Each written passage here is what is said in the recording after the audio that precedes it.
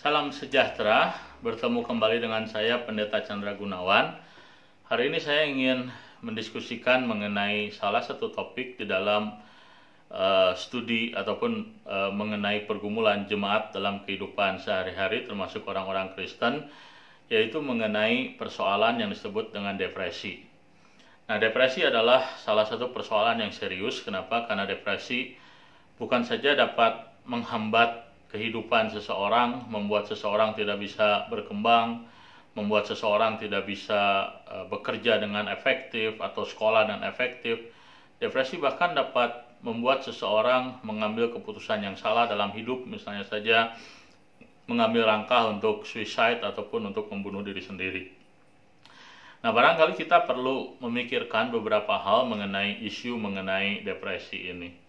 Nah, hal-hal apakah yang menjadi ciri daripada orang-orang yang mengalami depresi? Nah, di dalam studi mengenai depresi kita dapat belajar beberapa hal yang penting. Salah satunya adalah bahwa orang yang mengalami depresi itu memiliki ciri ataupun tanda dia tidak memiliki gairah atau semangat hidup.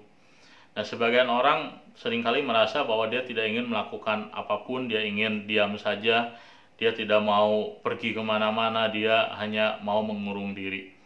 Nah, kalau Anda merasa seperti itu, maka Anda mungkin sedang mengalami depresi. Nah, salah satu ciri yang lain daripada depresi adalah kita seringkali merasa diri kecil, seringkali merasa diri gagal, seringkali merasa diri tidak bermakna, tidak memiliki sesuatu yang layak untuk diperjuangkan. Nah, jikalau Anda memiliki perasaan seperti itu pun menjadi ciri daripada seorang yang depresi. Dan ciri yang terakhir yang barangkali juga seringkali kita dapat lihat dan tidak dapat kita abaikan adalah bentuk-bentuk pelarian yang bisa muncul ketika seorang mengalami yang namanya depresi.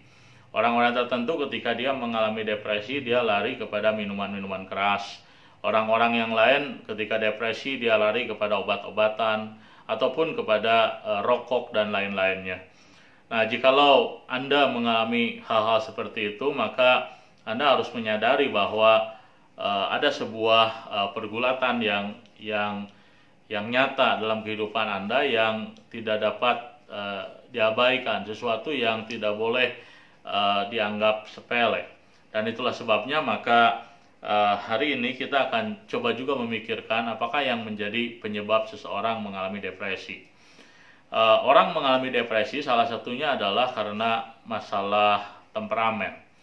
Nah, temperamen tertentu atau karakter tertentu memang cenderung gampang mengalami depresi. Ada orang-orang tertentu yang begitu hidupnya perasa sehingga hal-hal yang mengganggu hidupnya dapat begitu melumpuhkan dia. Nah, di sisi yang lain seseorang mengalami depresi oleh karena apa? Oleh karena dia gagal di dalam memanage kehidupannya. Dia tidak menggunakan yang disebut sebagai boundary di dalam menjalani hidup. Artinya apa? Artinya orang tersebut tidak memiliki batasan-batasan di dalam menentukan mana yang harus dia lakukan, mana yang orang lain dapat involve dalam dirinya ataukah tidak. Nah, orang-orang yang tidak memiliki boundary itu juga cenderung mengalami yang namanya depresi. Selain itu, orang mengalami depresi juga oleh karena barangkali mengalami depresi karena penyakit. Nah, penyakit yang berkepanjangan, penyakit yang berat, yang orang harus hadapi, persoalan pergumulan yang tidak selesai-selesai, itu juga dapat membuat orang mengalami proses yang namanya depresi. Nah, selain itu, kesehatan kejiwaan seseorang yang labil juga dapat membuat orang mengalami depresi. Nah, tetapi ada faktor yang lain yang kita tidak boleh abaikan terkait dengan isu mengenai depresi. Apakah itu? Faktor relasi manusia dengan Tuhan. Relasi manusia dengan Tuhan yang benar, yang kuat, itu menunjang kekuatan karakter seseorang di dalam menjalani pergulatan-pergulatan hidupnya. Seseorang yang tidak memiliki kekuatan, tidak memiliki relasi yang kuat, yang benar dengan Tuhan, tentunya memiliki kelemahan, memiliki kerapuhan khususnya dalam hal spiritual. Nah, maka kita melihat bahwa di dalam kehidupan orang-orang Kristen, kita melihat bahwa di satu sisi orang-orang Kristen mengalami pergumulan yang sama dengan orang-orang lain, kita dapat mengalami kerapuhan yang sama, mengalami depresi. Tetapi kita belajar bahwa ternyata kekuatan spiritual itu memberikan daya tahan kepada orang-orang percaya di dalam menjalani masa-masa depresi dalam hidupnya. Nah, mungkin Anda dapat bertanya, apakah di Alkitab ada orang-orang yang mengalami depresi dalam hidupnya? Maka jawabannya ada. Jikalau kita membaca misalnya Nabi Elia, satu kali dia mengalami depresi dalam hidupnya. Oleh karena apa? Oleh karena dia merasa bahwa apa yang dia lakukan itu ternyata menurut dia gagal. Dia merasa bahwa dia berjuang seorang diri ketika dia harus berjuang demi bangsa Israel, sementara bangsa Israel menyembah berhala, dia melawan arus, dan dia merasa depresi dengan situasi keadaannya. Bahkan jikalau kita membaca kisah mengenai Yohanes Pembaptis, seorang yang kita lihat begitu kokoh karakternya, tidak takut dengan siapapun, tapi ketika satu kali dia melihat kenyataan-kenyataan yang barangkali tidak seperti yang dia harapkan ketika dia dalam penjara, dia mulai meragukan apa yang dia yakini sebelumnya, sampai dia mengutus murid-muridnya kepada Yesus bertanya, apakah benar engkau adalah Mesias? Dan itu adalah sebuah tanda bahwa Yohanes Pembaptis sekalipun mengalami keraguan-raguan yang kuat di dalam diri mereka.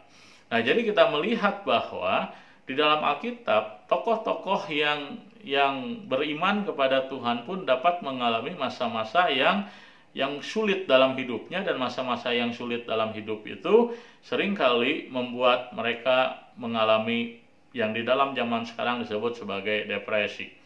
Tapi kita belajar satu hal yang penting di dalam Alkitab. Apa itu? Bahwa pertama, bahwa Tuhan ternyata tidak meremehkan situasi kondisi yang kita alami. Kita melihat ketika Tuhan berhadapan dengan Musa misalnya dalam keadaan yang dia begitu lemah, keadaan penuh keterbatasan, Tuhan menguatkan dia. Tuhan menyediakan apa yang dia butuhkan untuk dia mampu menyelesaikan tugasnya sebagai Nabi Tuhan di tengah-tengah bangsa Israel.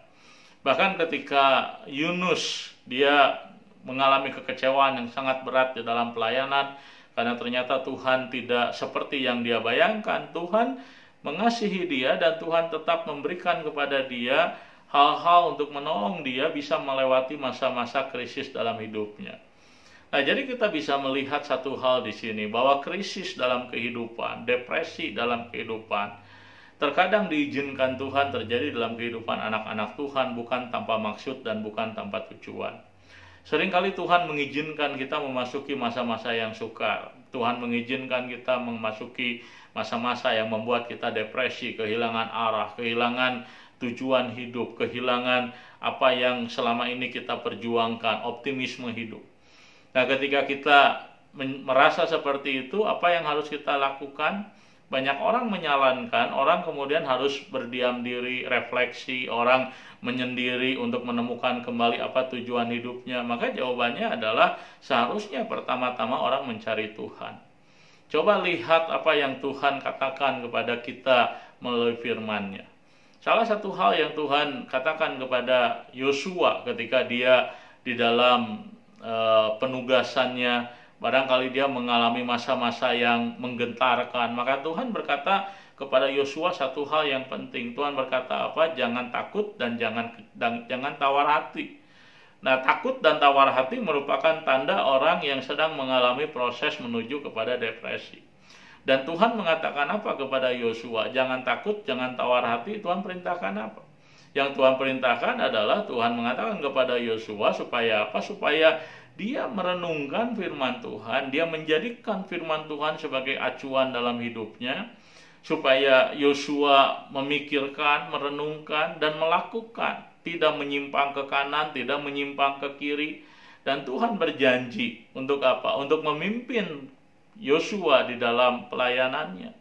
Yosua menghadapi bangsa Israel yang dikenal tegar tengkuk, bangsa Israel yang dikenal tidak bisa diatur. Siapa tidak frustasi melayani orang seperti itu? Tapi Tuhan berjanji kepada Yosua, asalkan Yosua taat kepada Tuhan, tidak menyimpang ke kanan dan tidak menyimpang ke kiri, maka Tuhan yang akan memimpin jalan hidup dia, dan Tuhanlah yang akan membuat hidupnya berhasil di dalam pekerjaan Tuhan.